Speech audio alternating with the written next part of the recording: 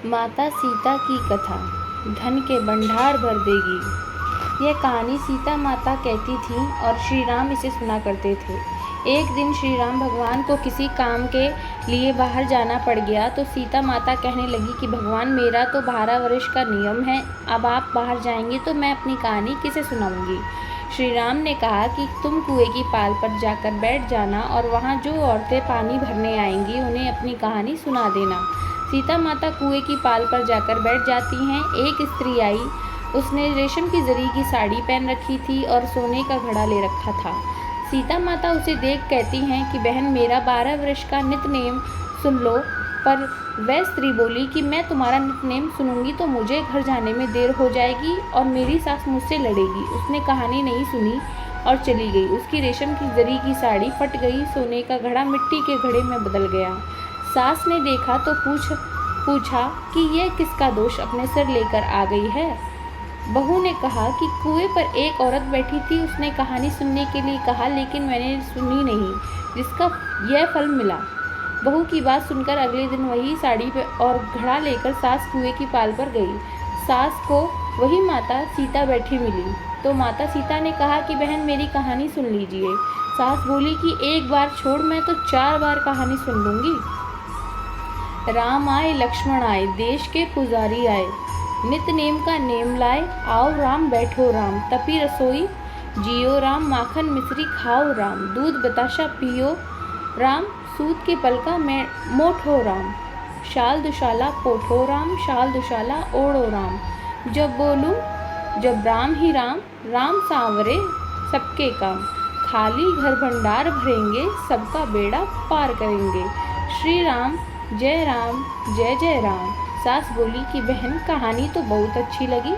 कहानी सुनकर सास घर चली गई और उसकी साड़ी फिर से रेशम जरी की बन गई। मिट्टी का घड़ा फिर से सोने के घड़े में बदल गया।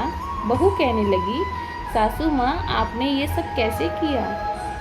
सास ने कहा कि बहू, तू दोष लगा के आई थी और मैं अब दोष उतार कर आ रही हूँ।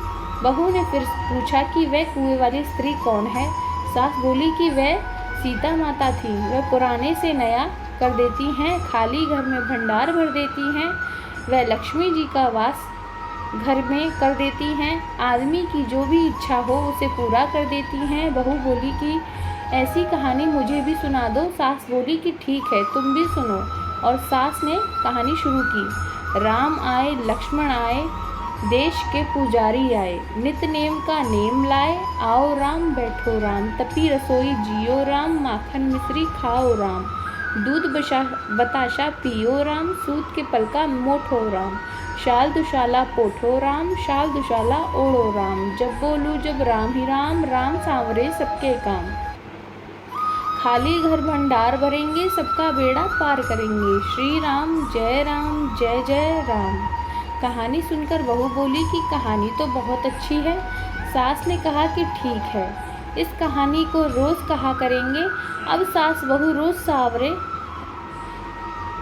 सवेरे उठती, नहाती धोती और पूजा करने के बाद नित्य नेम की सीता की कहानी कहती।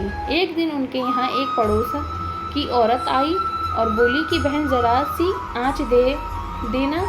तो वह बोली कि आँच तो अभी हमने जलाई ही नहीं। पड़ोसन ने कहा कि तुम सुबह 4 बजे से उठकर क्या कर रही हो।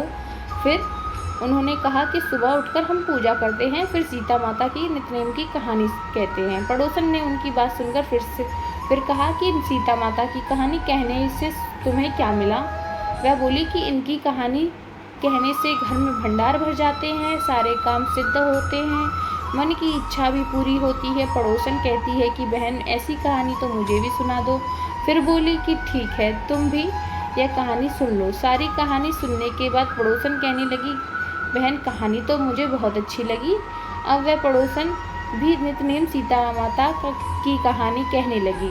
कहानी कहने से सीता माता ने पड़ोसन के भी भंडार भर दिए। अब तो पूरे मोहल्ले में नित्यनेम की कथा चल पड़ी। हर किसी की मनोकामना पूरी होने लगी। हे सीता माता, जैसे आपने उनके भंडार भरे वैसे ही आप हमारे भी भंडार भरना, कहानी सुनने वाले के भी और कहानी कहने वाले के भी। उत्तर प्रदेश, बिहार, हिमाचल प्रदेश और हरियाणा के कुछ क्षेत्रों में आज भी ये कथा सीता जयंती पर चाव से सुनाई जाती है। अगर आप सभी को मेरी वीडियो ये पसंद आई हो तो प्लीज़ मेरे चैनल को सब्सक्राइब कीजिएगा, लाइक कीजिएगा प्लीज़।